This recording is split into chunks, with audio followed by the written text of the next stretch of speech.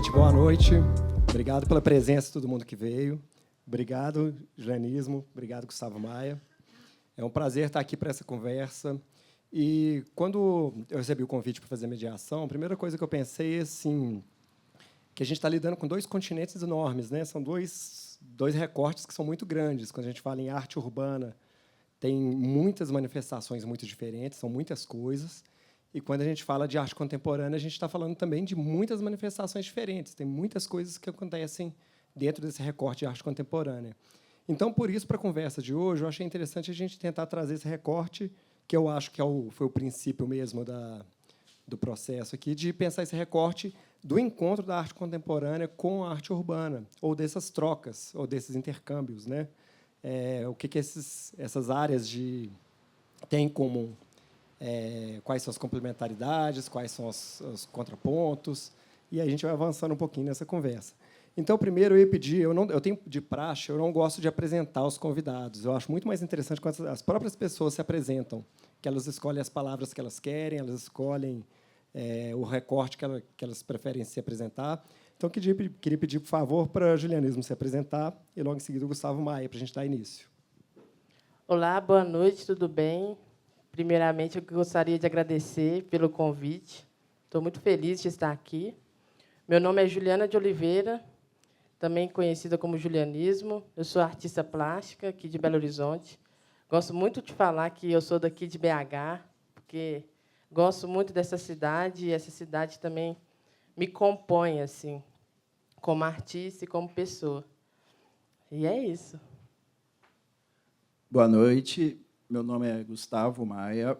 Eu sou artista plástico e gestor e fundador aqui desse espaço, do Mama Cadela. Eu formei na Escola Guiar. Antes disso, eu já tinha formado em publicidade e propaganda. E eu tenho feito exposições desde 2004. E desde 2005, o Mama Cadela está funcionando, e eu acho que a gente vai falar um pouco sobre essa evolução aí.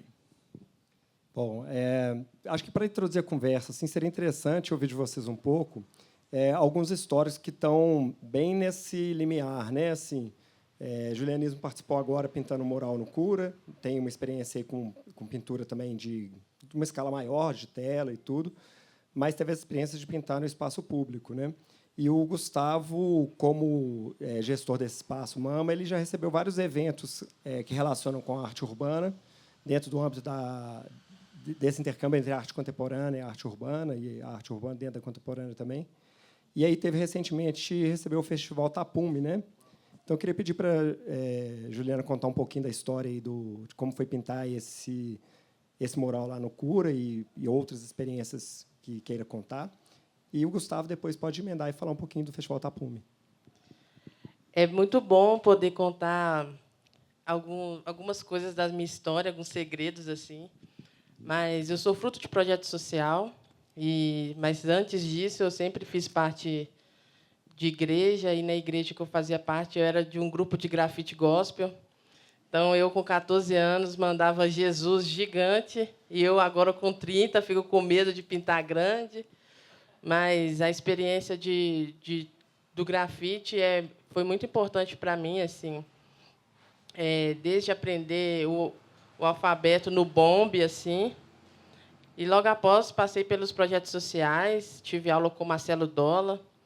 Foi ele que viu o potencial em mim, assim, e falou: por que você não faz faculdade? E aí ele me separou da turma no Arena da Cultura, e aí ele começou a me colocar desenhos de observação, e aí eu passei em sexto na Federal. E aí lá eu comecei a pintar pessoas, só que essas pessoas também correspondiam a um estilo, a um lugar da cidade que eu gosto, que corresponde a mim assim também. Então, foi muito interessante assim, e muito desafiador ter participado do Cura. Quando a Jana me ligou, eu falei assim: estou dentro. Eu estava achando que era alguma coisa referente à virada cultural, mas ela falou que era uma empena.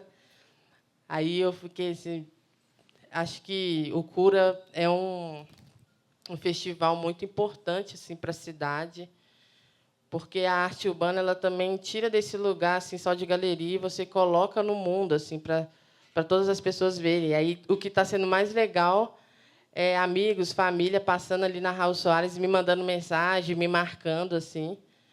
E o lugar que eu falo das minhas pinturas é esse, assim, é o acalanto, o afeto, é estar junto, assim, para ao mesmo tempo desabafar ou curtir, ao mesmo tempo também trabalhar e sonhar os sonhos junto, assim. Então foi muito importante para mim ter feito aquela empena, foi desafiadora quando eu vi o andaime, assim, mas só que os meninos me deram totalmente confiança. Quando eu fui ver, eu já estava subindo e descendo assim no segundo dia. E está tendo um retorno muito grande para o meu trabalho, assim, tanto no âmbito profissional, mas tanto também com as pessoas. Esse retorno é muito bom. Quando as pessoas se reconhecem na minha pintura, quando as pessoas elas me marcam, quando elas passam lá. Então, está sendo assim, por mais que está pronto, está lá para a cidade, está sendo uma experiência muito incrível, assim. Tive a oportunidade de participar de outros festivais também de pintar na rua e é muito interessante porque dentro do ateliê você está ali com seus erros e com suas expectativas e você vai moldando e vai escondendo os seus monstros ali. Mas quando você está na rua, você está lidando com as pessoas, sabe? E aí o tempo todo tá ficando bonito. O que é isso que você está fazendo? E esse retorno imediato ele é muito bom também, assim, para você deixar de lado expectativas e é outra conversa que você tem com o público quando você vai pintar na rua, assim. E é muito gratificante também essa resposta, porque quando a gente está no ateliê, às vezes a gente fica muito sozinho, assim. E quando a gente está na rua é outro lugar. Só completando aqui uma coisa que você falou que eu acho super importante, que às vezes algumas pessoas não têm essa dimensão, né? Mas é porque dentro desses festivais maiores e quando esses trabalhos são maiores, a gente envolve uma cadeia produtiva, né? Para quem não sabe, cadeia produtiva é um conjunto de pessoas que funcionam que estão trabalhando na cultura, estão trabalhando nas artes, que fazem uma iniciativa acabar funcionando. E eu acho super interessante isso que você fala. Os meninos me deram uma força, me deram um apoio, né? Deram uma sustentação, a coisa funcionou bem. Porque quem faz a opção por viver de arte e tudo, a cadeia produtiva é super importante, porque trabalha assim, em diferentes lugares da cadeia produtiva. Então, um artista pode estar trabalhando com você como assistente, lá enquanto você está pintando uma empena, e, num outro momento, o outro artista está sendo assistente dele num projeto dele. Né? Você deve ter vivido um pouco isso, essa troca, né, enquanto estava fazendo. Tinha assistentes? Tinha uma A primeira coisa era me glipar. Sim, eu estava esquecendo de me glipar, e aí o Daniel vinha e me glipava. E, tipo, lá no terceiro andar, era 28 metros. Então, acho que o meu trabalho ele é bem assim, ele é muito coletivo, sabe? Eu não falo que eu ando sozinha, assim. Então, o trabalho assim no Cura foi muito coletivo, desde tipo me ajudar a ter uma segurança para subir, até tudo, até a pintura, até essa pintura acontecer, foi muito da mão dos meninos também, Daniel e o esqueci o nome do outro. Mas enfim, vou lembrar ainda o nome dele. Depois vem. Só para completar a informação para quem está assistindo, clipar é porque tem todo um aparato de segurança, prender o macacão, o equipamento de segurança, para ficar mais segura né, e presa lá em cima. E, Gustavo, quer contar um pouquinho da experiência do Festival Tapume? Como é que foi?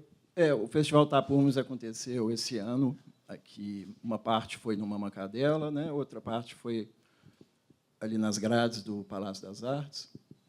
Acho que foi um movimento contrário, né? Muitos artistas que faziam lambe na rua fizeram aqui dentro, e você saiu do ateliê e foi para a rua, assim.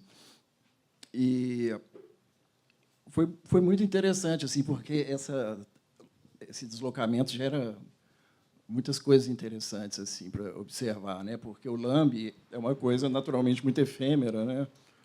E eu não sei também se você colar uma coisa numa galeria, se isso é um lambe, né? Porque eu acho que o lambe é uma forma de circulação, tem que ter um contexto na rua. Mas é interessante, mas carrega o DNA, né? da linguagem. E a gente envelopou a casa inteira, né? E fizemos alguns aqui do lado externo também. E foram 20 artistas selecionados e alguns convidados. A os que estão na área externa aqui, a maioria foi convidado e já tinha experiência com Lamb. Muitos artistas nunca tinham feito, eles aprenderam a fazer, mas fizeram sozinhos, assim, a colagem, e tamparam a parede inteira, assim, e você ficava imerso ali naquele tanto de imagem. Foi outra forma dos Lambs conviverem, né? Porque tem aquela forma muito espontânea assim do Lamb na rua conviver com a publicidade, com a entropia do mundo ali, né? Rasgando, a pessoa cola um negócio de como é que fala? Traga o seu amor de volta, né? Por cima. Aí outra pessoa rasga para pegar, gostou do negócio que quer levar, e arranca um pedaço do trabalho que está embaixo, né? Esse trabalho de descolagem também, que aqui a gente acabou focando, possibilitou focar em outros aspectos, assim, né? Porque o Lamb na rua, a maioria das pessoas passa reto, né? E aqui a gente estava imerso no meio da linguagem ali do Lamb e de vários discursos diferentes. E teve também uma que eu achei muito interessante, que várias pessoas do Brasil puderam mandar o Lamb por e-mail, assim, que foram impressos e fizeram um mural coletivo, assim, com né, aquele mosaico assim de várias vozes e vários estilos. Porque eu estava falando que eu não sei se o Lamb ele não é uma técnica, né? Porque ele pode ser tudo, né? Ele pode ser pintado, ele pode ser xerox, ele pode ser serigrafia. Então, a maioria aqui já foi impresso pela gráfica da produtora, mas o fato de estar dentro da galeria possibilitou outras coisas. Assim, teve artista que pintou com óleo por cima, a Iana, que também fez uma intervenção, né? E foi isso. Legal. Tem muito Lamb feito com estilo também, né? Estilogravura. Assim, só para contextualizar, que eu acho que quando a gente começou a conversa, eu falei assim, nossa, falar de arte urbana é um continente enorme, é muita coisa envolvida.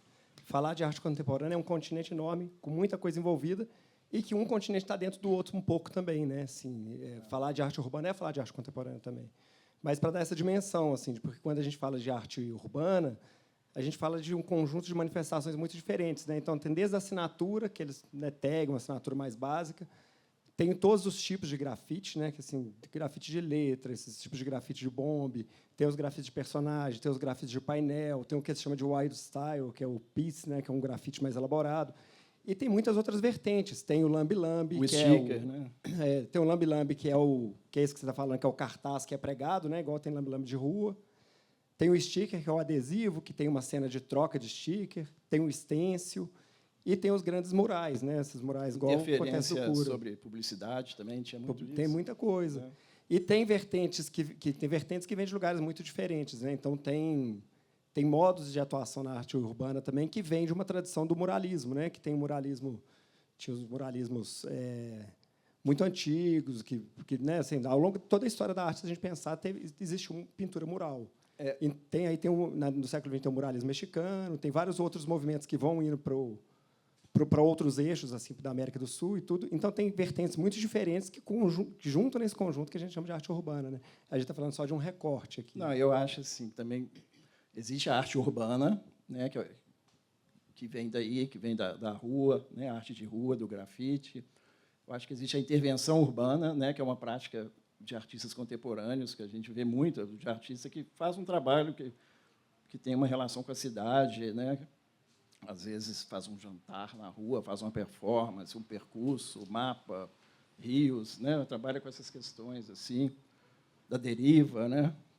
E tem arte pública também, né? Das esculturas que o poder público, uma coisa mais de cima para baixo, que muitas vezes faz estátuas de militares, né?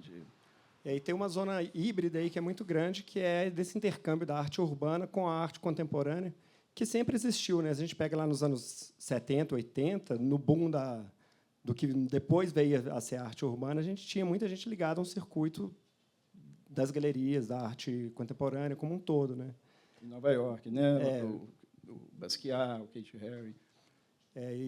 Mas só puxando um gancho aqui, porque também tem uma outra coisa assim, que eu me interessa muito, que eu acho interessante, que é o que a gente coloca na rua e também o que a gente traz da rua como inspiração, né? Assim, como observação, que às vezes o artista atua quase como um cronista ali, que vai ver no dia a dia. E olhando para o trabalho do julianismo, me vem muito isso, assim, né? Eu queria que você falasse um pouquinho essa temática das suas pinturas, dos seus trabalhos, é muito seus amigos, as pessoas da sua vizinhança, o seu olhar para o que está ao seu entorno, né? Se quiser contar um pouquinho do tema dos seus trabalhos, acho que pode ser rico para a conversa também. Eu lembrei o nome do assistente lá da Empena no Cura, é o Helder. Então, foi o Daniel e o Helder, só para deixar registrado. Helder Cavalcante? Isso. Um grande artista também. Sim. Bom, eu gosto muito de pensar numa frase que o Mulambo fala, assim, que o grande museu dele é a casa da avó dele. E, quando eu atinei para isso, a gente, às vezes, as coisas mais sensíveis estão muito mais perto da gente, assim. E, quando eu acordei para isso, foi muito incrível, porque eu sempre gostei, assim, quando eu comecei a tomar uma independência assim da minha família é muito conservadora, assim, então, desde nova eu fui para os projetos sociais, e aí eu tive acesso ao centro. Isso sempre me instigou, isso sempre me aproximou, por ser uma pessoa lésbica, isso sempre me aproximou por várias questões. E aí eu gosto de olhar para as minhas pinturas, para as minhas produções como como o viaduto, assim. Eu gosto muito de pensar naquele momento que a gente está entre amigas e a gente está se arrumando para sair. E aí esses momentos que eu tiro uma foto e vou retratar. Ou então, quando eu estou com o meu amigo Iago, às vezes o rolê na cidade não está mais legal, a gente vai para minha casa, eu vou para a casa dele. E aí, nesse momento assim de mais conforto, eu vou lá, tiro uma foto e retrato. Então, é um lugar que eu gosto assim de retratar tanto as pessoas da cidade, mas também um lugar de conforto, um lugar íntimo, assim, de trocas. E é isso, assim, tipo, eu também gosto muito de fazer retrato, mas a sua pose assim também diz muito sobre você. Então, eu estou nessa investigação também de pensar tanto as poses, como que a gente senta, como a gente senta com o celular, mas também o estilo e a identidade de cada um, assim. E que, de certa forma, pessoas que eu me inspiro e me vejo, pessoas que eu acho que são muito estilosas, assim, eu falo, não, eu tenho que te retratar, ou pessoas que também tá correspondendo o agora do que quando eu comecei a pintar com 2018, assim, por exemplo. Aí tem um estilo muito de agora, com uma referência muito de agora. E é isso, eu estou brincando aqui, mas BH está na moda, assim. Então, a gente sempre teve a nossa identidade, a gente sempre teve nossos costumes, e eu quero retratar isso. E uma coisa que eu tenho buscado também são as superstições, assim, quando a gente vai tomar uma cerveja, joga para o santo. Então, se vocês quiserem depois me passar umas superstições que vocês têm na sua família, assim, e que é muito mineira, assim, minha família é muito mineira, de se encontrar, ver o jogo do Cruzeiro, eu torço para o Galo, e depois jogar um truco, assim. Eu gosto muito de pensar isso, assim, de pensar o que parece ser invisível, mas que está no imaginário de todo mineiro e pode estar no imaginário de todo brasileiro, assim. Então, eu não sei se eu respondi essa pergunta, mas é basicamente isso. Respondeu super bem. Uma vez eu li uma coisa que me marcou muito, que eu acredito também, assim, que a beleza está no miúdo da vida, né? Que às vezes as pessoas ficam muito assim, grandes glórias, grandes bens, propriedades, objetos, mas que o belo mesmo, o bonito da vida está no miúdo, né? Está na coisa pequena. Você falando me vem um pouco isso assim também, desse olhar para o cotidiano, né? Para o básico. Sim, é muito bom, assim, depois que meus avós morreram, aí tem tido menos encontros, assim, mas as minhas lembranças de quando fazia um frango assado com alecrim, e aí depois tinha o jogo do Cruzeiro, depois tinha o truco. Então, a relação também com a comida e com a cultura mineira, e isso também, eu estou com uma série que chama Mineirinho, aí também tem os filhos disso também, que sinto que a cidade tem um contraste entre um conservadorismo e uma juventude que está querendo fazer as coisas, que está vindo de contraponto a esse conservadorismo. A gente vê assim nitidamente assim na Sapucaí, no viaduto, assim, tipo, tanta arquitetura, aí, tipo assim, tantas pessoas, assim. Então, eu gosto muito de ficar pensando isso, e ficar investigando isso, e aguçar meu olhar para isso, sabe? Ah, é muito bom.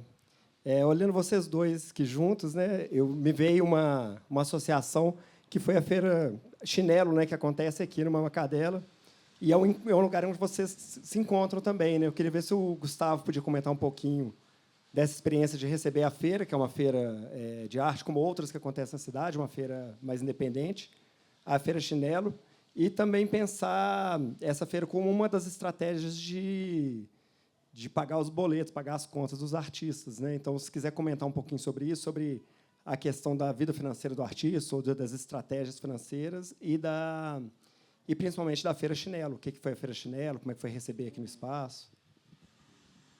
A gente recebeu, acho que umas 3 edições, né, Ju, aqui da Feira Chinelo. E, geralmente, eles selecionam uns 30 artistas jovens, né, artistas sem galeria, que não têm muita facilidade para vender o trabalho. E aquela coisa, né, porque a gente entra na minha época, quando a gente entrava no curso de arte, quando eu entrei, era meu 2º curso já. E a maioria das pessoas da minha turma eram o 2º curso também, porque tinha aquela ideia assim, primeiro eu vou arrumar uma profissão, depois eu vou fazer o meu sonho. Hoje em dia eu vejo que tem muita gente fazendo como primeiro curso mesmo. E a gente não entra para ganhar dinheiro, né? É outra coisa, a gente sabe que é outra coisa. Assim. E a gente sai meio sem saber o que fazer. Né? E nem todo mundo, nem todo tipo de trabalho vai encaixar na lógica de galeria, de editais. Muita gente fica perdida, assim, né? E eu vejo isso assim, diariamente, conversando com os artistas aqui. Por isso que eu acho que tem que existir várias iniciativas desse tipo. Assim, é uma forma da pessoa mostrar o trabalho, não só de vender. Né?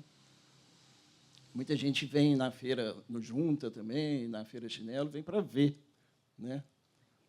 E eu acho que a Ju pode ter mais experiência. Bom, a Feira Chinelo ela começou... assim, eu passei no edital de ocupação do Teatro Espanca, era 7 dias. E eu fiquei pensando, o que eu vou fazer em 7 dias? Porque só pintura, vou botar só uma exposição lá. Fiquei pensando assim. E aí eu chamei meus amigos. A princípio, todo mundo vendia, você mesmo vendia seu trabalho. E aí deu super certo, assim. Deu muito certo a feira, tinha outro nome. E aí depois a gente fez virada cultural, assim, a virada cultural deu toda uma estrutura para a gente. E aí a gente fez a primeira edição, assim, como a gente vendendo, foi no Quarto Amado. E a gente, nas próximas, a gente fez aqui. E aí o que eu gostaria de pegar a oportunidade para falar também é sobre como eu tenho visto crescer assim o consumo de arte em Belo Horizonte, assim, com a Feira Chinelo, e como eu sinto falta de ter uma feira aqui, tipo como uma SP Arte, uma Arte Rio, porque isso, de certa forma, eu vejo a SP Arte como um lugar muito institucional também, para além de ser só comercial. E eu sinto que a gente tem muito artista muito bom. E as feiras independentes é um lugar para mim assim que eu falo que eu gosto muito de estar nessa interlocução. Então, eu agradeço muito o Gustavo por ter aberto as portas do Mama, assim, e eu consegui pegar artistas que talvez nunca iriam vir aqui, por exemplo, e conseguir mostrar o trabalho e uma pessoa como a Bruna Paz conseguir comprar esse trabalho. E a gente sempre aconselha, tipo, gente, R$ 200 não, sabe? Valorize o seu trabalho, o seu tempo.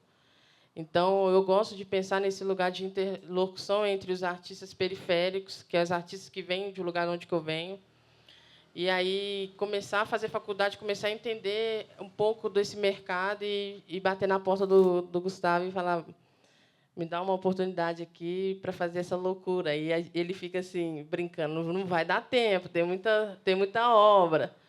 E sempre dá tempo, assim, e é muito gratificante ter uma feira. Mas eu gostaria que esse mercado assim crescesse mais em Belo Horizonte, sabe? É muito bom assim a gente A gente tem muito retorno, a gente conhece muito artista. A princípio, eu ficava muito no lugar dos artistas que estavam próximos de mim, então, consequentemente, era artista da Belas Artes. Aí, quando a gente começou a abrir convocatória, a gente começou a conhecer artistas da Guinhá, ou então artistas dos projetos sociais, como a Arena da Cultura. E isso é muito mais democrático também, porque senão fica só meio que nas mesmas pessoas.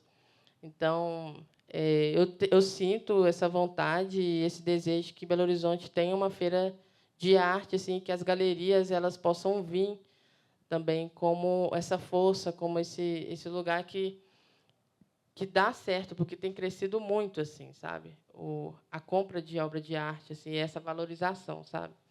Eu te ouvindo, assim, eu fiquei pensando um pouco, porque como minha trajetória, a gente estava conversando isso antes de começar aqui, assim, como minha trajetória ela começou na rua, primeiro eu aprendi a pintar na rua para depois fazer outros modos de ser artista e fui estudar arte, etc. Eu sempre tenho muito para mim assim que os modos de ser artista eles têm que ser muito diversos. Eu penso muito nisso assim. Fiz mestrado, doutorado na arquitetura e lá tem um núcleo que chama Morar de Outras Maneiras. E eu sempre fiquei com esse negócio na minha cabeça assim, são possíveis artistas de outras maneiras? Porque às vezes nem todo mundo gosta muito desse modelo de grandes galerias ou de entrar num determinado circuito. Eu penso isso porque eu vim de uma trajetória da rua e eu vejo muita gente da rua que tem suas estratégias financeiras, se banca como artista, mas por caminhos um pouco diferentes assim. E que legal, que bom, acho interessante que tenha essa multiplicidade, né? E é importante que tenham grandes feiras também, que tem grandes instituições, que tem compradores, tem colecionadores, que os museus adquiram trabalhos de artistas mineiros cada vez mais. Eu acho super importante, mas eu fico pensando também na importância dessa diversidade dos modos de ser artista, né? E aí você falando da Feira Chinelo, né, eu que participei também como um dos idealizadores do Junta, eu fico pensando que essas são outras formas de ser artista também, né? Assim, outras maneiras que o artista e aí muitas vezes isso é um desafio para o artista, né? Como pagar as contas, que tem a ver com o que você falou da precificação, como pagar as contas no dia a dia, mas ao mesmo tempo construir uma trajetória que seja interessante a longo prazo, né? Eu acho que esse é o grande desafio, né? Eu gosto de pensar quando a Bruna Paz, ela que é uma das grandes compradoras da Feira Chinela, eu mando para ela que vai ter o final de semana, ela fala é meu evento favorito no ano. Então, quando uma feira começa a entrar também no imaginário das pessoas, que vai ter todo ano, isso é muito bom também. E sim, é uma alternativa também. Eu acho que a forma como que a gente puder ser mais independente na vida e conseguindo ter esse retorno é melhor. Mas eu também tenho esse pensamento assim de ter uma feira assim. Acho que seria muito importante assim. É um sonho mesmo que eu tenho assim. Mas é isso, assim, é uma alternativa que é uma alternativa muito interessante, porque eu conheço muitas pessoas, tem muitos trabalhos muito bonitos, e eu convido a todos assim para vir visitar todo ano. Espero que o Gustavo me receba ano que vem. Mas é isso. Concordo com você, acho que é importante também. Ô, Gustavo, e você aqui como alguém do espaço Mama Cadela, que está atuante desde 2004, a gente está conversando ali, né? 2005. E aí, coincidentemente, eu estava na primeira exposição que teve aqui, a gente estava lembrando, né, com um grupo. E aí, como é que você observa essa coisa da formação de público assim também? Porque muita gente não é necessariamente público de arte acaba vindo, né? Você acha que é uma maneira de cativar um público novo? Com certeza. Quando a gente começou aqui em 2005, a nossa expectativa era de fazer um evento de uma noite, né? A gente estava atrás de espaço para expor. A gente estava querendo, na época a gente falava menos ainda assim de como achar o nosso lugar. A gente ficava olhando os cartazes lá na Guiar de salões, né? E a gente não sabia como começar. Eu lembro da Cláudia Renault falando para a gente assim, não, se vira, faz na garagem, faz em qualquer lugar. Eu lembro que teve um movimento assim de todo mundo começar a tentar fazer na marra as coisas. O Ramon e a Raquel fizeram aquela Rememória 2, que eles fizeram uma exposição num lote vago, como a ruína, assim, e que eles fizeram grafites assim e marcaram uma vernissagem. O endereço é esse. Chegou todo mundo lá, era um lote vago, entendeu? E eles tiraram fotos assim épicas, né, daquele trabalho. Nessa época também, né, o Fotolog construiu-se uma rede ali, né, de pessoas. E o Mama Cadela, ele sempre atraiu muito mais os artistas do que os compradores, assim. Com o tempo a gente foi percebendo essa vocação do espaço, né? A gente já tentou uma época ir para um caminho, a não ser quando a gente faz feira, porque aí vende realmente bem, mas a gente já tentou ir por um caminho de galeria comercial assim e fracassamos assim totalmente por falta de vocação minha do espaço também, entendeu? Com o tempo a gente foi entendendo isso e a gente faz muitos eventos assim de muitas linguagens diferentes, de áreas diferentes, de música, né, amanhã vai ter o QI, né, de música experimental. A gente faz eventos de vídeo, de teatro, e sempre com uma exposição aberta, então tem sempre uma troca do público também. E não sei, tem um público que vem aqui sempre assim, e está sempre vindo gente nova também. Você acabou de dar um melhor exemplo para mim desse lugar de interseção entre a arte contemporânea e a arte urbana, né? Porque eu lembro dessa ação da Raquel Skembri, na época, e do Ramon Martins, de fazer uma espécie de uma instalação num lote vago e abrir como se fosse uma exposição, né, num lote vago. E é bem isso, né, porque os grafiteiros, os artistas urbanos em geral, têm esse hábito de pintar em lote vago, nesses lugares abandonados. E essa coisa de abrir uma exposição é uma coisa mais do circuito, assim, uma coisa mais de um modo de ser artista ligado a um circuito mais oficial, mais tradicional, não sei. E é interessante pensar nisso, né, assim, como que teve a confluência desses dois mundos, nesse exemplo que você dá, de fazer umas instalações no lote vago e abrir como se fosse uma exposição com uma vernissagem entre aspas e tudo mais, né? Achei um exemplo assim mais claro do que a gente está conversando aqui um pouco hoje, que é essa porosidade entre os modos de ser artista, né? Quando a gente abriu aqui em 2005, eu tenho a impressão assim de que estava no auge daquela valorização assim do grafite pela arte contemporânea, né? Todas as galerias tinham um grafiteiro, era uma coisa que estava muito alta, assim, em voga. E em 2004 abriu a Choque Cultural, foi mais ou menos na mesma época, assim. E como o Ramon Martins, ele foi uma das pessoas que abriu aqui junto comigo, e ele era um super grafiteiro, né? Então aqui no início atraía muito o pessoal assim do grafite. E era meio misturado, as exposições sempre eram coletivas assim, e vinha gente do grafite. A gente tinha um muro aqui na frente, que de tempos em tempos tinha um grafite novo, né? E era isso que eu ia falar. Então, interessante. Mas você falou uma coisa aí que me deu um gancho aqui de uma coisa que eu queria perguntar. Que você falou assim que ao longo dos anos no espaço Mama Cadela, que vocês receberam muitas manifestações culturais diferentes, não só das artes visuais, mas também de escrita, de teatro, né, da música.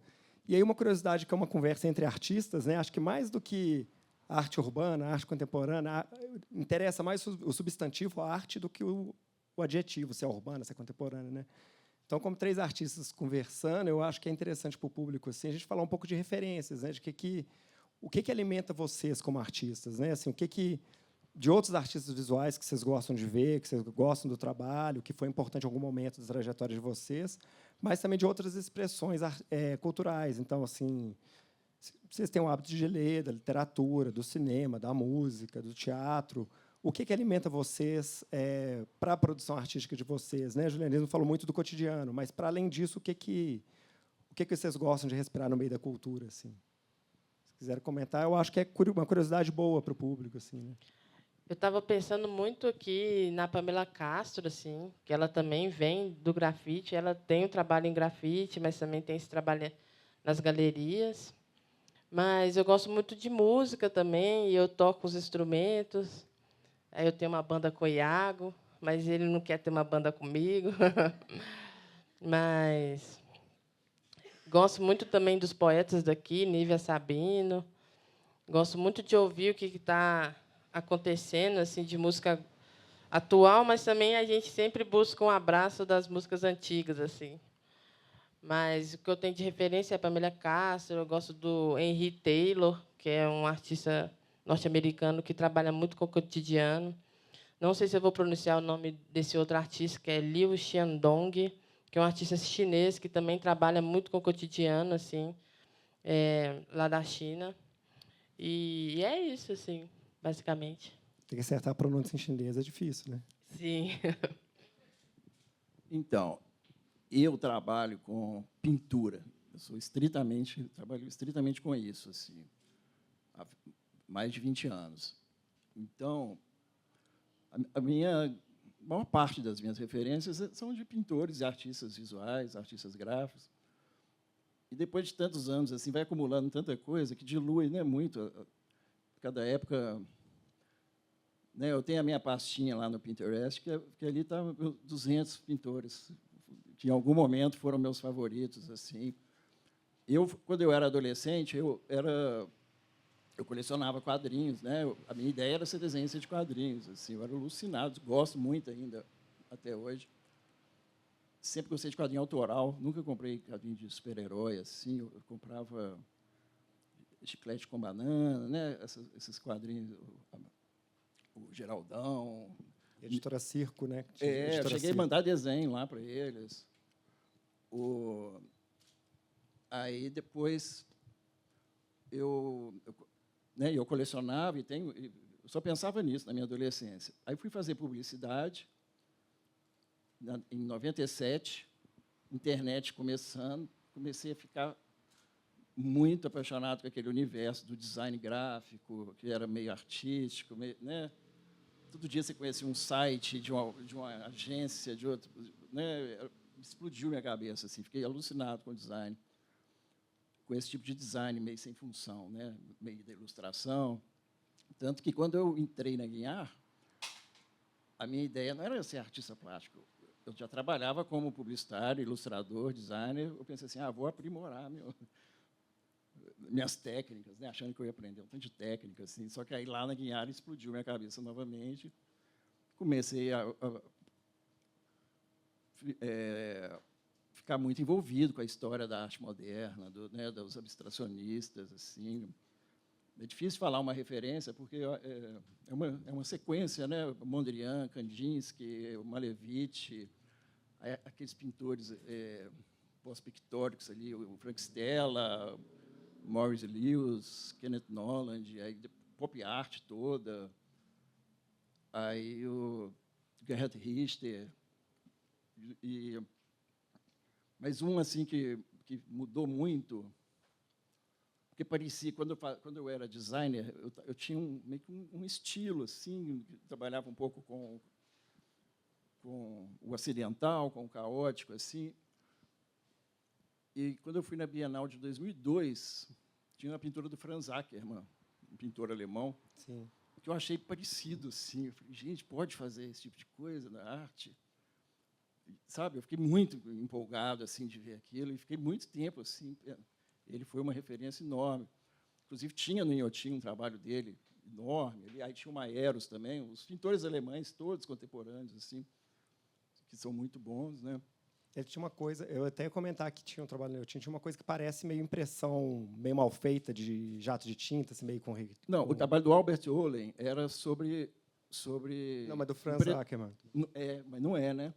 Então, mas que tem apropria dessa estética. Eu lembro de chegar perto e ver a marquinha de lápis, e aquilo me deu uma coisa assim, gente, olha, ele é humano mesmo, né? Umas partes meio mal pintadas, uma gotinha que caiu ali. Não, eu estava pensando nisso, que é um trabalho gestual e humano, mas que traz uma referência do digital, né? Sim, assim. Mas, assim, engraçado que você falou aí e abriu uma gaveta, assim, da minha vida, né? Porque...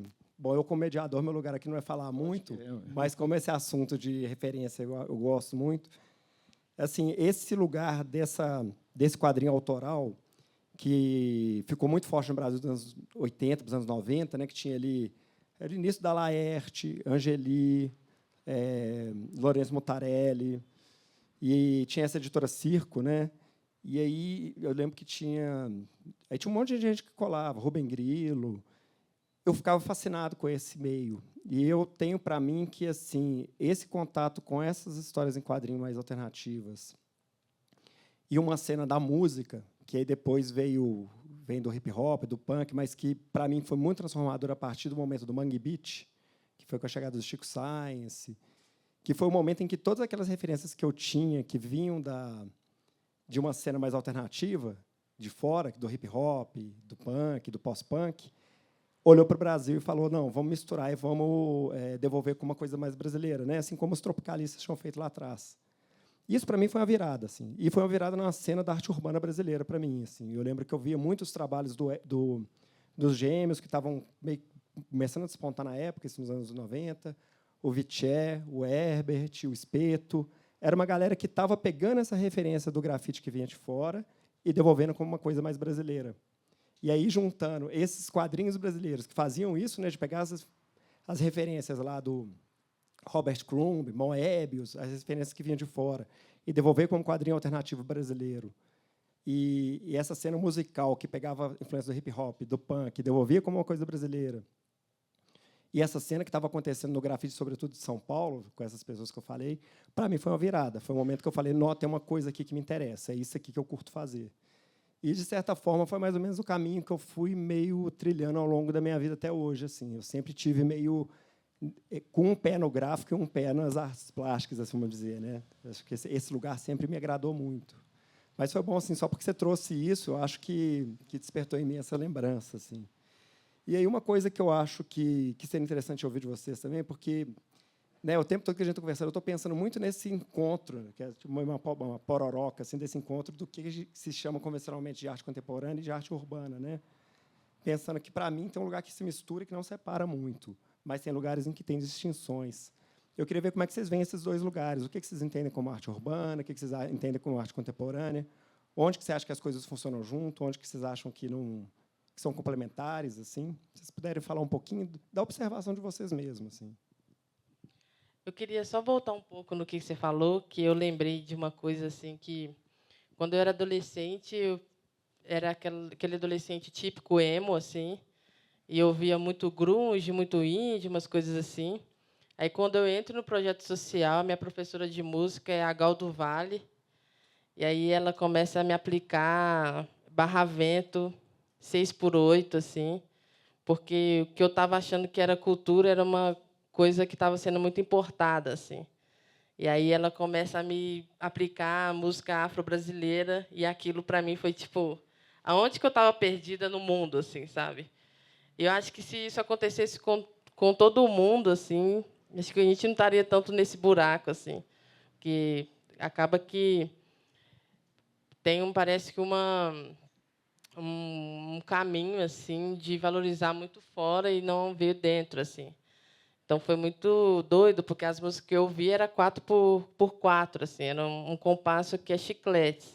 Aí, quando eu entro no Valores, começa a quebrar tudo que eu sabia tocar e pensar de uma outra forma a música e valorizar a música brasileira, assim. Então, eu lembrei disso que você falou também, dessa coisa de mudar assim, a visão e começar a valorizar o que a gente tem aqui, que é bonito, que é difícil, não é fácil de ser tocado, sabe? Enfim, mas como que era a pergunta? Era para falar um pouco dessa... Eu concordo total com o que você falou, assim, mas é desse lugar justamente desse intercâmbio entre a arte urbana e a arte contemporânea, né, que é mais ou menos o tema aqui da conversa. Mas como que vocês veem? Assim, vocês acham que, no fim das contas, o que importa é ser a mesma coisa? Ou se existem aspectos diferentes entre a arte urbana e a arte contemporânea? Em que ponto que a gente está falando de coisas parecidas ou de coisas diferentes? Acho que meio que isso. Assim. O que tem de parecido, o que tem de diferente quando a gente fala de arte urbana e arte contemporânea? Assim? Quando eu era do grupo de grafite, eu tinha uns 14 anos, assim. Aí eram os Seres, que ensinava a gente, era o Mike Collet e o Felipe Arco, assim. E aí a gente entra na universidade e começa a ter umas outras formas de se ensinar com relação, por exemplo, à paleta de cor, assim, as cores complementares, as opostas. E eu sinto que no grafite assim tem uma liberdade, assim, não que não tenha as suas configurações, mas tem uma liberdade que eu observo muito no sentido de que como a universidade prendeu um pouco a minha criatividade, assim, moldou muito, de certa forma. E como que eu vejo que a arte urbana ela é muito mais liberta, assim, então eu pego muito de referência, eu fico observando as soluções, eu fico observando as cores e o contraste das cores, sendo que tem um outro padrão assim que às vezes eu acho que fica muito enrijecido assim. E aí essa liberdade que eu vejo na rua assim. Então, eu também tenho as minhas questões assim, quando a gente entra na universidade, a gente vem com a linguagem do grafite, e essa linguagem é vista como gráfico demais. Então, tem essas questões assim desde sempre que eu vejo que às vezes diminui assim, e que isso eu não acho legal assim. E que eu tento sempre hoje que eu fiz meu TCC, eu olhei para aquela Julianinha assim e falei: aonde você está agora? Porque na época, eu ficava numa cobrança de ser muito boa dentro do perfil da academia, assim. E aí hoje eu vejo que tinha muita expressão, muita coisa visceral interna que estava saindo ali e que dentro da universidade a gente precisa ter essa maturidade de refletir e de acolher todos os processos, assim, não categorizar o que é bom, o que é ruim, sabe? Então, é o que eu penso, assim, mais ou menos. Sabe que antes de passar para o Gustavo, eu queria só fazer um comentário, porque eu estou num lugar assim que é meio irônico, que é do professor doutor grafiteiro, né? Um lugar meio estranho assim. Mas outro dia eu brinquei com isso assim numa banca. Mas eu carrego comigo uma coisa assim que eu vivi esse período que o Gustavo estava falando de quando o grafite no Brasil teve um boom, a arte urbana como um todo. E quem vivia a cena já sabia desse boom. A gente estava vivendo esse boom de dentro, a gente estava vendo a coisa explodir. E muitos professores viravam para mim e falavam assim: tá, isso que você está fazendo é uma coisa menor, é legal, mas é uma coisa menor. Pode fazendo, mas aqui, estuda esse livro de arte contemporânea que é mais importante. E eu carrego essa marca quase como um amuleto. Então, assim, na minha relação com os alunos, na minha relação com as pessoas, eu carrego como um amuleto. Assim, eu sei o que é ser olhado como menor, né? Sabendo que não é, sabendo que não é. Ao mesmo tempo, eu tenho um carinho enorme pela universidade, principalmente a universidade pública, e sei o quanto que é precioso ocupar esse espaço. Mas eu acho que serve como uma ressalva, assim, tipo um amuleto mesmo, de lembrar e falar assim, não, não dá para subestimar, não pode subestimar nenhuma manifestação, né? Tem que olhar para cada manifestação e falar assim, isso aqui é uma semente que está sendo plantada. Total, concordo com você totalmente. E também, mas acho que é importante você estar nesse lugar também, porque acaba que gera outras discussões, acaba que gera outras aberturas assim. Então é importante você estar na universidade discutindo essas coisas assim. E eu ia falar outra coisa, mas eu esqueci, mas é basicamente isso assim, tem muitas pessoas que têm a sua trajetória, vai ter gente que vai vir de projeto social, vai ter gente que vai vir de escola Waldorf. Então, a gente acessa a universidade para aprender. Eu sempre falava isso, eu quero aprender a pintar.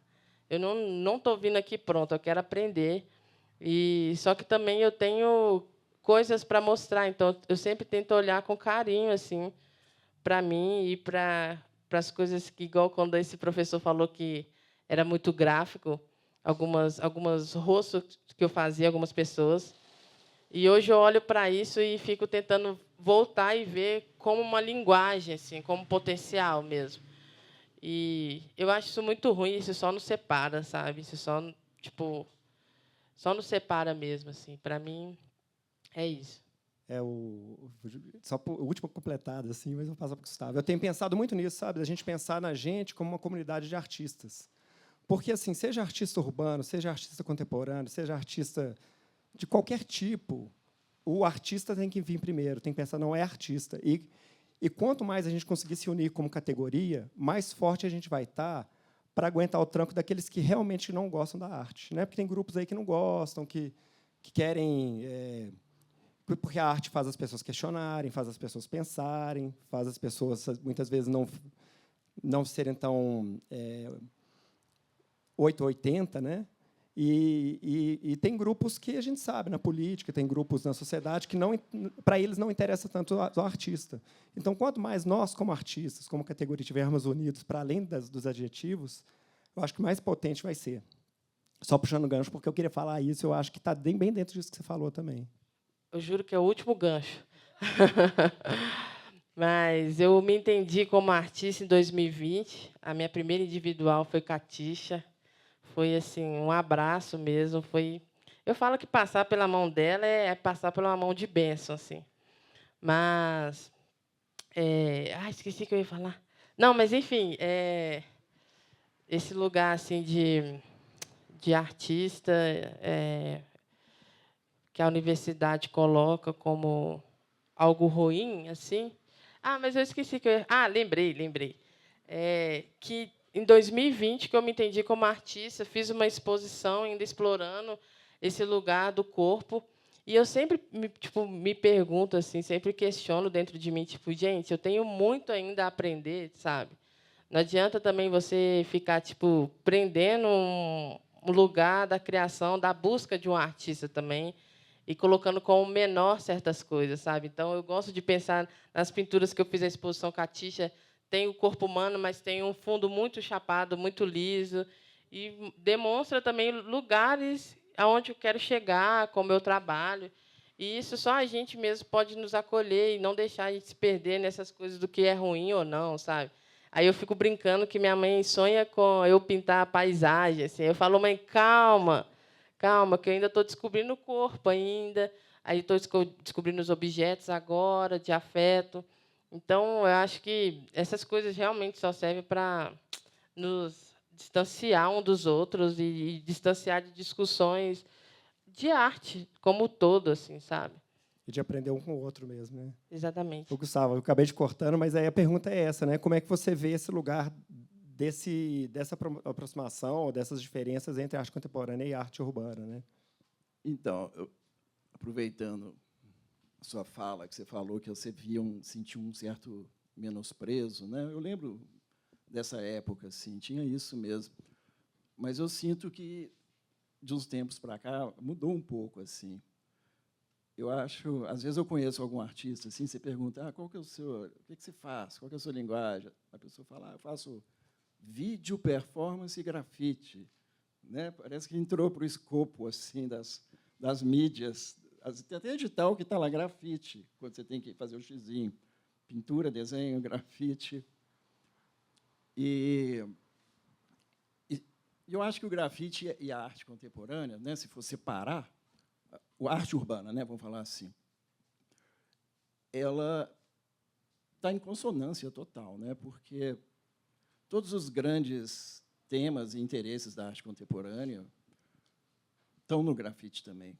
Ele pode ser site-specific, o grafite, ele pode ser apropriacionista, ele pode ser colaborativo, pode tudo, né? Pode ser crítico, pode não ser nada também, ele pode ser anônimo.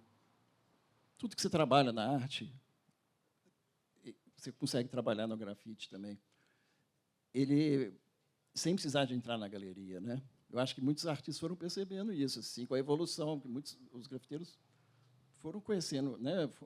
A linguagem foi evoluindo, assim. E quando você traz o grafite para a galeria, eu acho que é super interessante também. Claro que deixa de ser o grafite.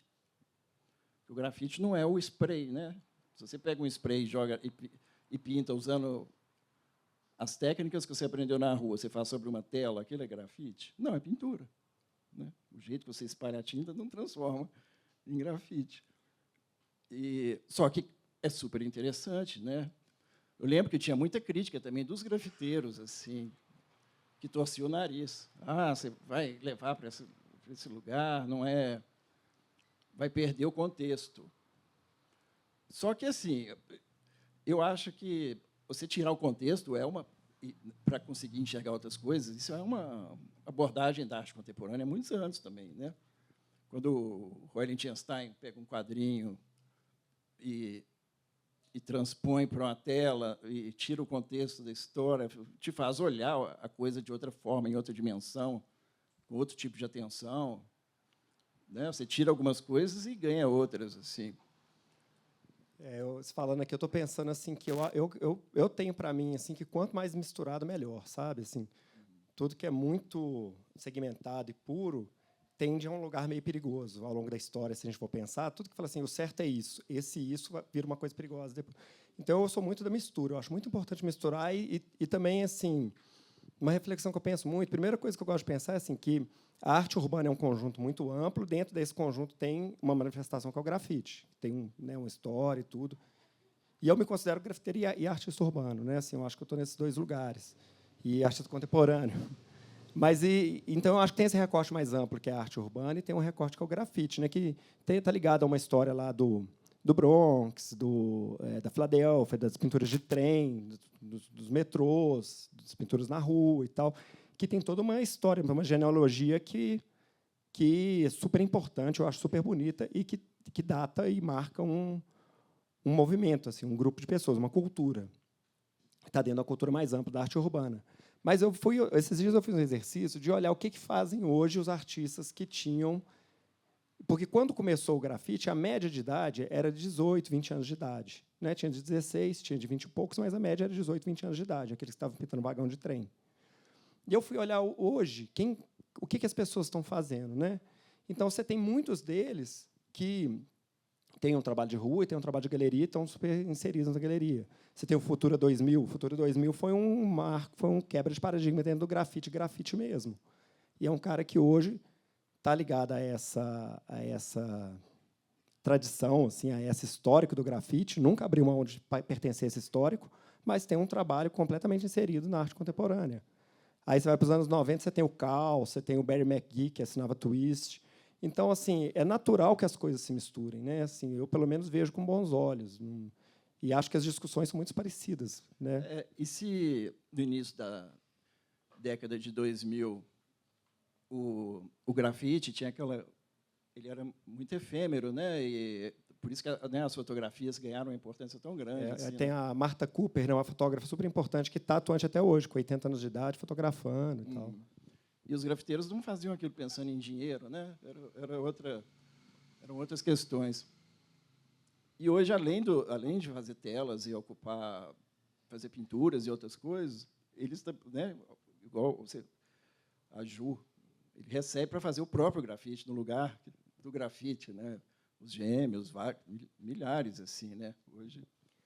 Esse é um tema que para mim hoje é super importante. Assim, hoje eu pesquiso isso muito. Eu comecei a grafitar, eu coloco como marco 1995. Eu comecei antes, né? Mas eu coloco assim como agora é para valer, 95. Então tem 30 anos, né? Esse ano faz 30 anos. E eu lembro da preocupação da minha família, assim, da minha mãe, por exemplo, que era super saudável, uma preocupação super digna de uma mãe de um jovem de 19, 20 anos. Tipo assim, o que ele vai fazer da vida? Se eu morrer hoje, como é que ele paga as contas amanhã? Pergunta super digna. E não existia uma cena. Não existia uma cena. Eu fui trabalhar com 1 milhão de coisas, que você imaginar, e pagava as contas e ia pintar nos horários que eu tinha disponíveis. Só que chegou uma hora que eu tive que fazer uma escolha. Eu falei assim, ou eu vivo disso, ou as outras coisas vão me engolir, eu vou parar de fazer. Então, assim, pelo menos na minha história pessoal foi isso. E aí, ao longo desses 30 anos, eu fui vendo que foram existindo possibilidades de você viver sendo um artista urbano. Seja dando aula, seja pintando muro, seja participando de festival, seja vendendo tela, mas foi possível você viver sendo um artista urbano. E eu acho isso um ganho enorme, principalmente se a gente pensar que a maior parte dos artistas urbanos eles vêm de famílias que não têm assim, uma retaguarda financeira muito alta. Então, muitas vezes, eu vejo as pessoas criticando, as pessoas no meio criticando, e falam, pô, mas está ganhando dinheiro com arte urbana. Às vezes, é uma escolha de vida. Às vezes, a pessoa quer viver disso e é o jeito que ele está conseguindo pagar as contas. Eu acho que tem um equilíbrio entre não perder a coerência, não abrir mão da pesquisa de linguagem, da própria expressão, mas, ao mesmo tempo, também reconhecer que isso é um fenômeno mundial. Não é só aqui que está assim. A gente está falando de uma cultura que tem mais de 50 anos. E no mundo todo tem festivais acontecendo, as pessoas recebem cachê para pintar em festival, tem gente que dá oficina, tem gente que dá curso, tem gente que vende trabalho. Então, é um circuito que existiu. E aí, assim, tudo bem, tem gente que não quer estar nesse circuito, ok. Mas aqueles que querem estar, eu acho super legítimo. Que bom que as pessoas podem viver disso e o circuito pode girar uma cadeia produtiva, né? Que é um conjunto de pessoas que trabalham para aquela finalidade do trabalho chegar na rua. Então, assim, eu não queria falar muito, acabei falando, mas é porque esse assunto eu acho super importante. Eu acho que é um desafio para todo artista, independente se é artista que está pintando em tela ou está pintando na rua, assim. Mas vocês falando, eu estava pensando muito sobre isso, assim, porque para mim eu acho que essa separação e essa coisa de digitar o que é bonito ou não, para mim é um delírio. Para mim o desafio, eu acho que como artista, eu acho que talvez aí você pode me falar como professor, é instigar a criação nesse lugar que a gente tem muitas redes sociais, a gente é muito entupido de imagem e informação. Aí como que é isso, assim? Como eu sempre penso assim, para mim eu acho que essas separações só atrasa mesmo, mas eu sempre fico pensando assim, como que a gente pode instigar a nossa criação? Igual, por exemplo, lá na Belas Artes tinha muitas discussões sobre os artistas que às vezes vinham para fazer artes visuais do anime. Só que às vezes você vai ver um desenho de observação, o anime traz certas configurações de anatomia muito interessantes assim para fazer uma solução ali do modelo vivo. Mas aí como que é dentro dessa linguagem que a pessoa gosta, você pode tirar uma força, uma identidade ali, você pode instigar o aluno ou o artista a tirar uma força daquilo, assim, e não matar isso. Aí eu acho que é mais nesse sentido assim de como a gente instiga a nossa criação no dia a dia, sabe? Tendo também tanta, acho que eu vou usar esse termo, violência sonora, visual, assim, das redes sociais. É isso assim que eu queria te perguntar. Nossa, super legal essa pontuação. É um terremoto, né? Como é que chama? Uma avalanche de informação que a gente tem o tempo todo, né? De informação não, de dados, né? Que nem sempre é informação. Mas o que eu gosto muito de conversar assim com meus alunos, eu gosto de ter uma conversa bem assim, papo reto mesmo, é assim, independente de qualquer referência, quem que é você, né? Assim, como que você vai marcar a sua passagem pela Terra? Como que você vai marcar a sua existência pela Terra? O que que é realmente que vem de você? O que que você tem a contribuir? Eu acho que a grande pergunta é essa, porque a pessoa pode ficar refém e terceirizar a sua criação para o estúdio Ghibli, que é a animação, da mesma forma que ela pode terceirizar para o Kandinsky, ou pode terceirizar para a Oiticica. Entendeu? Tem gente que, assim, não, eu sou artista contemporâneo e tal, não sei o quê, mas a pessoa está com a mão dada com a Oiticica ali, não solta de jeito nenhum. A pessoa está com a mão dada no Mondrian e não solta de jeito nenhum. Do mesmo jeito, a pessoa pode estar com a mão dada no estúdio Ghibli e não soltar de jeito nenhum, que eu, particularmente, acho super bonito. Tem uma coisa na relação com a natureza, tem uma coisa de refletir sobre a relação entre o humano e a natureza, entre os próprios sentimentos, que é uma coisa meio da animação, que está em outro circuito, mas às vezes toca a pessoa por algum motivo. Ou dos quadrinhos, ou do... O que eu acho mais importante é como que você olha e fala assim, eu tenho referências, essas são as referências que me inspiram, mas eu não faço a referência. Eu acho que a diferença é essa. O que eu faço é um esforço de conseguir expressar a minha passagem pelo mundo. É um esforço de tentar mostrar o que tem no meu olho que me parece ser importante de ser dito. Eu acho que esse é o esforço. E aí, usar as referências para te alimentar, para te ajudar nesse esforço, eu acho super digno. E quanto mais diversas as referências, melhor. Tem um texto que eu adoro, do Júlio Cortázar, que chama Tem que ser um idiota para... Ele fala que vai assistir uma peça de teatro e a peça de teatro é cafona, é feia. E os amigos dele, que são muito, muito eruditos e tal, começam meio que tirar um sarro com ele, porque ele está adorando e é cafona. E aí ele cai na real e fala, nossa, e é cafona mesmo, e tal, mas eu gostei, mas mexeu comigo, mas me emocionou. E aí ele começa falando disso, da importância de você se emocionar com o que é cafona, mas também, ao mesmo tempo, ver uma coisa que é super de vanguarda e reconhecer a importância. Então, eu acho que essa liberdade de ser um idiota, nesse sentido, do Júlio Cortázar, ela é válida como repertório. De onde vem não importa. O que importa é como que você vai fazer, como que você vai usar. Você está fazendo a referência ou você está se alimentando da referência para fazer uma coisa sua? Eu acho que o ponto, para mim, é esse. Não sei se eu respondi. Sim, respondeu.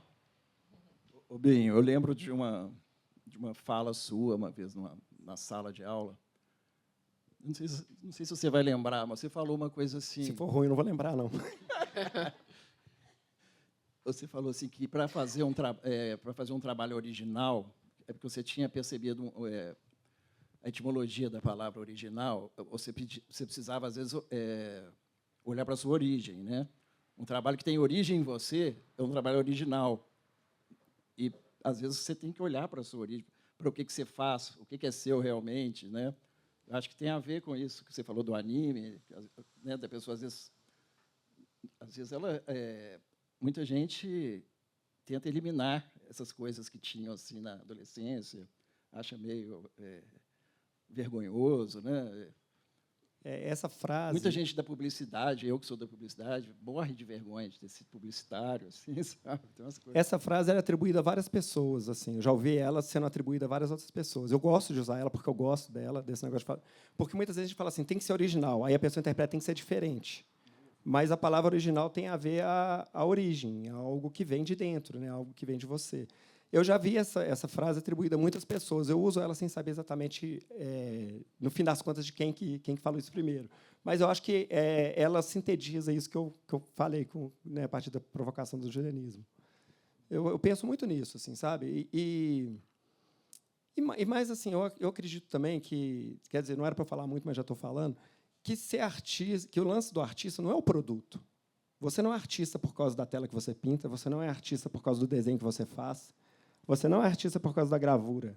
Para mim, ser artista é um modo de estar no mundo, é um modo de olhar para as coisas, é um modo de pensar sobre as coisas. Então, assim, a partir desse ponto, a gente chega em lugares bem diferentes também, né? Sim, eu gosto muito disso que você fala, porque às vezes eu só queria, eu fico brincando que o Lula tinha que fazer um Bolsa Artista, porque eu só queria ficar dentro do ateliê pintando, e às vezes existe uma outra pressão social que você tem que fazer outras coisas para você se manter também. E eu gosto muito disso, assim, tipo, se eu pudesse eu só ficava no ateliê, assim, só criando, assim. E eu gosto de me colocar também nos lugares desconfortáveis, assim, fazer umas oficinas de outras coisas, para também trabalhar outra parte da cabeça, assim, porque a gente vai pintando, acaba que a gente vai acostumando, assim. Então, eu gosto de fazer escultura, enfim. Uma vez eu fiz uma oficina com a poeta Angélica Freitas, e ela falou um negócio que me marcou muito, que eu gostei muito. Ela falou assim que se discute um pouco o prazer do processo, se discute muito pouco o sentimento do processo, né? Se discute muito o trabalho pronto, se discute muito os mecanismos de validação, a inserção no mercado, mas se discute pouco o que o processo faz com o artista e faz com o entorno ali, né? Eu acho que um artista conversando com outro, a gente sempre sente muito isso, né? Quando você está ali mexendo com uma tinta e se apaixona pela cor, fala, nossa, essa cor aqui está demais. Ou quando você faz um traço e fala assim, nossa, que gesto incrível que eu consegui chegar nisso. Para mim, o barato está mais aí, sabe? Sempre eu achei que o barato estava muito mais aí. Só que também ele tem que chegar em outras coisas para a gente conseguir viver como artista, conseguir chegar nas pessoas e tudo. Mas essa fissura do ateliê e da rua, né, de pintar na rua também é muito legal, né? O Daniel está aqui, ele divide ateliê comigo. Ele também é artista grafiteiro, mas também é artista contemporâneo. E aí ele nitidamente ele vê assim, quando eu chego no ateliê, meio ansiosa, aí eu começo a pintar assim, aí parece que eu dou uma equilibrada no chakra assim. Também tem esse lugar assim de um prazer de tipo, eu quero muito esfriar minha cabeça, sabe? Eu só quero pintar assim. E isso é muito bom assim, quando eu tenho esse lugar com a pintura também de me dar uma acalmada, tem muitos amigos que têm esse desafio, de pintura a óleo, tem um desafio assim, uma coisa que é meio difícil para mim, eu gosto muito. Mas de vez em quando eu perturbo ele também lá, mas é isso. Eu tenho uma coisa muito sobre isso que você falou, assim, porque eu tenho gostado muito de pensar nessa coisa do artista como uma comunidade, sabe? Não só do artista visual, mas todos os artistas como uma comunidade. A gente está, de certa forma, irmanado por uma coisa que a gente não sabe explicar muito bem. E eu venho muito da trajetória do skate. Assim, se eu não fosse artista, talvez eu ia querer ser skatista profissional. Eu andava muito, gostava muito de andar e tal. E o skate é um negócio assim, em qualquer lugar do mundo que você tiver, você vê um skatista, geralmente você escuta o barulho do skate descer na rua, você escuta o barulho da tábua, você fala, opa, e aí, beleza? Você está no campeonato, geralmente não está torcendo pelo outro. E eu comecei a pensar muito no lugar do artista nesse lugar, assim, de alguém que fala assim, a gente compartilha de uma fissura pelo processo. Tem algo que está em contato com o fazer artístico faz comigo, que de alguma maneira faz com você, que eu não sei exatamente como é, mas eu sei que faz com ele, senão a gente não aguentava o tranco, porque racionalmente fazer outra coisa dá mais resultado material, né? Mas tem algo que puxa a gente para ser artista, não é à toa, tem um magnetismo. E que nem sempre é o prazer, né? Eu, pessoalmente, sinto muito prazer em fazer as coisas, mas a gente sempre escuta relatos assim, tipo do Iperê Camargo, que é uma coisa super relacionada ao sofrimento, né? Eu estou usando a palavra prazer porque eu não estou achando a mais adequada, mas talvez um certo magnetismo, Motivação, né? Um certo magnetismo pela prática, né? Uma coisa que te puxa para, não, vou fazer e tal. E que nem sempre é essa lógica que a gente está inserido num modo neoliberal de funcionamento, que nem sempre combina com esse modo neoliberal também de alta produtividade, né? Que você tem que toda hora produzir e colocar para as pessoas verem e produzir mais e ranquear e tal. Nem sempre é compatível, né? Muitas vezes assim é um outro tempo, é uma outra lógica, mas para a sobrevivência a gente acaba tem que achar um meio termo, negociando, né? Acaba negociando. Ano passado eu estava no ateliê sozinha, assim, no espaço. E aí foi ótimo, fiquei um ano lá, eu consegui fazer a exposição do Décio Noviello, eu, meus amigos e o mundo. Mas eu estava sentindo a necessidade de dividir, porque era muito bom quando os meus amigos iam visitar. E aí surgiu uma oportunidade de 2 salas no Maleta. Aí eu convidei o Daniel, convidei o Cavi Brandão, convidei o Ian e a Isa. E aí é tão bom lá no grupo, assim, você falando que às vezes o grupo está lá para resolver as coisas do aluguel e tal, mas também é tipo, quem vai no ateliê? E aí o Daniel, tipo, por exemplo, às vezes eu chego 1 hora assim, e aí não sai nada, só fica um computador, aí chega o Daniel com uma energia assim, aí já coloca uma música e vai ver, a gente está saindo do ateliê 11 horas da noite, assim, pintando. Então eu acho que essa imagem do artista sozinho no ateliê, para mim, o que mais me faz bem assim tá tendo essa oportunidade de dividir assim e também de compartilhar os processos assim, igual ontem eu estava pintando uma paisagem assim de nuvens. Aí eu sempre perguntando Daniel, acho que esse incentivo também em coisas que a gente não é acostumado é muito bom assim, tipo, e aí, Daniel, o que você está achando? Aí ele dá uma voltinha para você ver. Isso é muito bom assim, porque às vezes no ateliê ano passado eu ficava muito com meus monstros assim e bater na cabeça no mesmo lugar, acho que ter esse retorno assim. E é isso, eu convido todo mundo para ir lá no ateliê. Eu acho que é muito importante a gente abrir ateliê para as pessoas irem ver nossa produção, assim. Que eu acho muito importante ter esse retorno. Enfim, é muito bom assim estar no coletivo assim. E no caso da arte urbana, eu acho isso muito forte, assim, para mim são inúmeras situações de eu estar pintando e para um amigo que está trabalhando de iFood, mas que é grafiteiro, e tá, não, eu estou no corre aqui, vou fazer uma entrega ali, mas eu vi que você estava pintando, parei para dar um alô. Ou outra pessoa está passando e fala, não, legal demais e tal. Eu acho que eu tenho um temperamento mais introvertido, não parece tanto, mas eu tenho. Eu sou muito introvertido. Se deixar, eu fico só dentro do ateliê, só dentro de casa e não saio, assim, total antissocial. E o grafite, né, a arte urbana, junto com o skate, foram os grandes responsáveis para me pôr na rua. Possivelmente eu sou uma pessoa muito mais introvertida e muito mais eremita, se não fosse essa prática da arte urbana de ir para a rua e estar encontrando com as pessoas e ver, e ter troca, e conversar. E acho que, para mim, assim, de tudo que eu faço, eu sempre coloco a arte urbana como o eixo principal, porque eu acho que essa troca de estar na cidade com as pessoas e com a própria cidade é algo de uma riqueza de experiência para a minha vida que foi assim transformadora, foi muito importante. Né, assim, dentro desse papo, né, da ateliê e rua e tal. Agora, claro, tem momentos que eu quero ficar dentro do ateliê, quero entrar, ficar quietinho e tudo. Agora, o Gustavo deve ter essa coisa de ser um gestor de um espaço que recebe pessoas, né? Esse lugar da sociabilidade deve se dar muito nesse lugar, né? Só nesse lugar, porque artisticamente eu não gosto de trabalhar com ninguém, nunca gostei. Eu tenho um processo que vai por muitos caminhos, com muitos erros assim. E me incomoda as pessoas ficarem observando aquelas coisas ali. Eu sempre tive muita dificuldade, até para tirar foto na rua.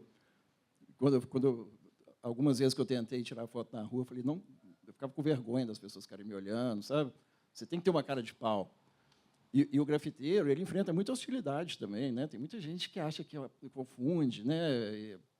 E acha que é um vandalismo, e às vezes é também, né? Eu já quase apanhei uma vez porque eu pintei um jacaré. Às vezes ofende, a onde imagem ofende. onde que hoje é o Teatro Espanca, era um sacolão, eu pintei um jacaré lá, e tinha um cara, camelô do lado, e o cara olhou para mim com o maior cara de bravo e falou assim, jacaré dá azar, não sei o quê, e começou a querer brigar comigo. E eu juntei minhas coisas, ó, fui embora, falei, não, tá de boa, não sei o quê. Então, assim, realmente, a gente vive situações muito diferentes, assim, muito diferentes. Mas a maioria são bem positivas, né? Bem, assim, são resultados bem positivos, assim, interações muito positivas, e às vezes quem você menos espera, assim.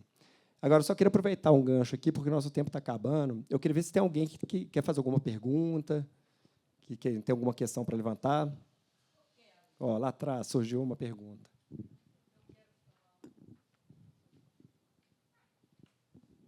Primeiro, obrigada, né? Que delícia ficar escutando vocês aqui. Pode ficar aqui, né? Ei, Dani. A noite inteira aqui escutando vocês. Mas eu acho que a gente falou muito sobre a arte urbana, né? E a arte contemporânea, né? Assim, colocando um hífen muitas vezes ali que unia essas duas coisas, mas de certa forma trazendo perspectivas diferentes uma coisa da outra, né? E não querendo encaixotar de forma nenhuma, pelo amor de Deus, né? Muito pelo contrário, talvez querendo ampliar um pouco, né, essa discussão assim. Eu falo isso porque eu fiz estágio dentro de uma galeria de arte urbana contemporânea, né? Então, assim, eu queria escutar de vocês se existe essa perspectiva ou se existe esse lugar, né, dessa aí, pensando aí que a gente está aí falando aí 95 como um marco, né, e tudo, pensando que a gente está falando de 30 anos aí, se existe esse lugar, né, essa pergunta é para todos, né, se existe esse lugar da arte urbana contemporânea, né, porque a gente está falando de um lugar aí do grafite, trazendo essa perspectiva, ou do, né, ou do, enfim, do lambe, que já está, né, já mesclando algumas coisas e tudo.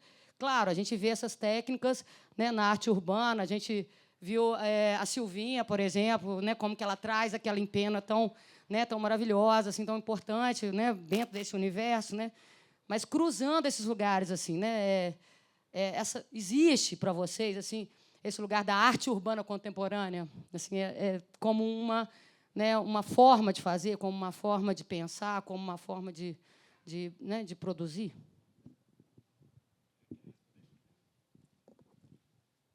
Não, assim, eu estou entendendo que existe uma arte urbana que não é contemporânea, né? Que é mais tradicional, né?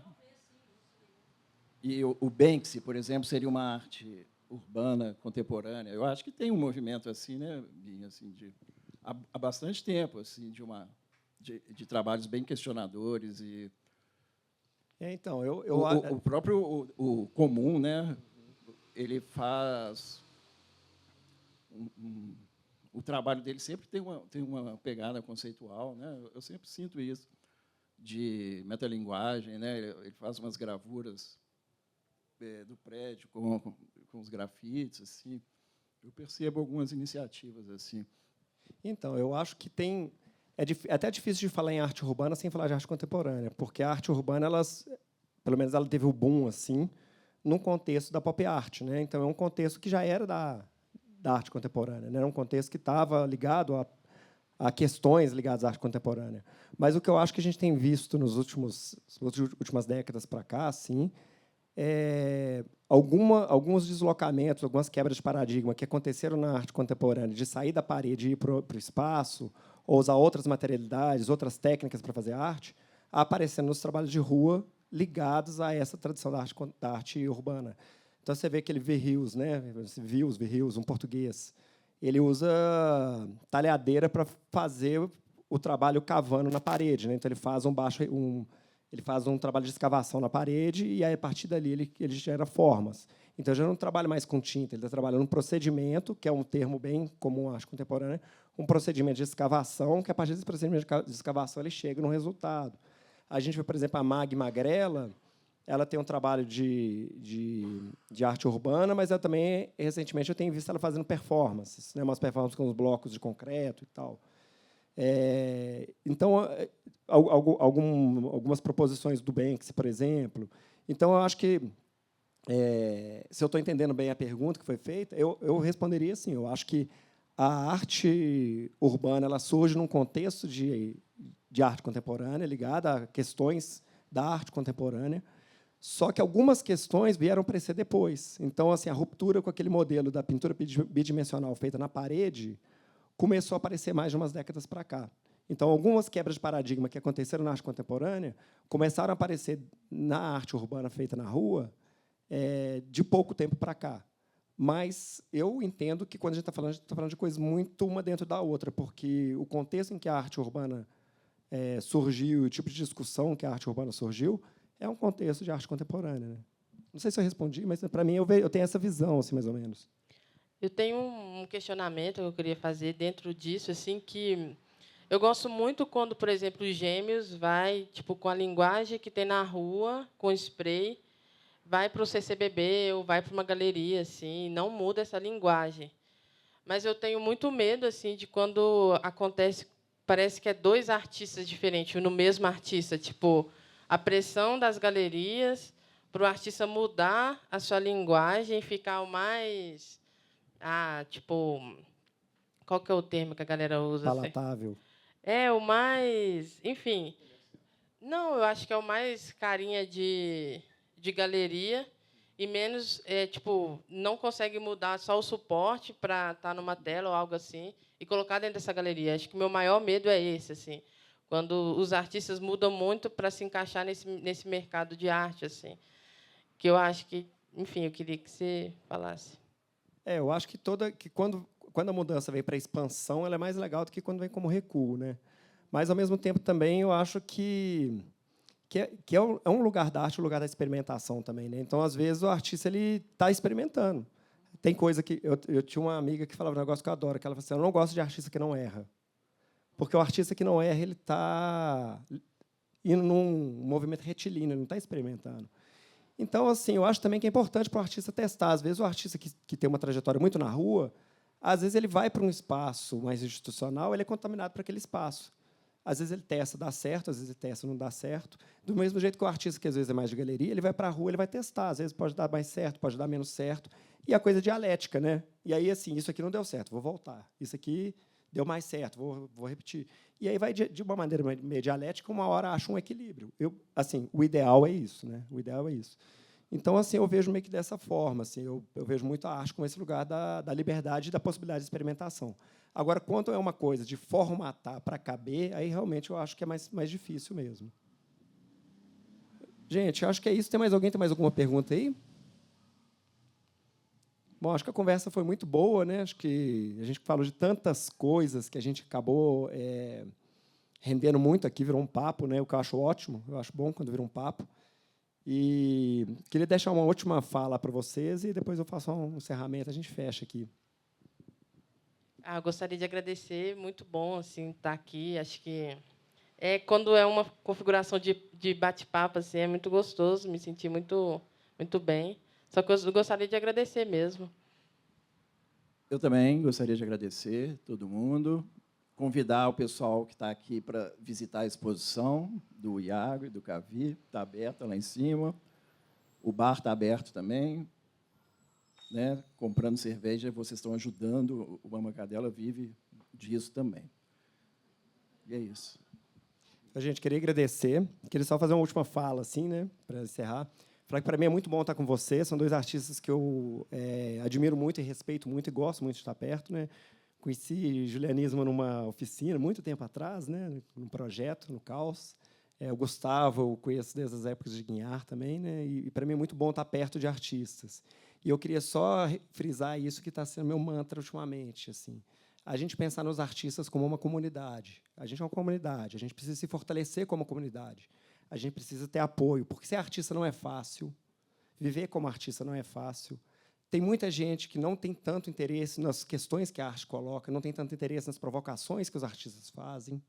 E a gente vê que que é muito mais rico para a gente se a gente se unir como uma comunidade.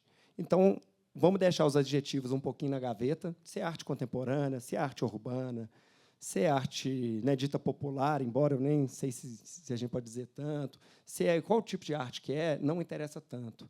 O que interessa é que a gente tem essa coceira, a gente tem esse magnetismo, a gente não consegue não ser artista e a gente precisa se apoiar mutuamente nesse lugar maravilhoso e difícil que é ser artista. Então, para a gente pensar na gente como uma comunidade, eu acho super importante isso. Mais uma vez, muito obrigado a todo mundo que ouviu. Muito obrigado, Julianismo. Muito obrigado, Gustavo. E é isso aí. Continue seguindo, acompanhando a programação do Diálogos MAP. Obrigado pelo convite, gente. Um abraço.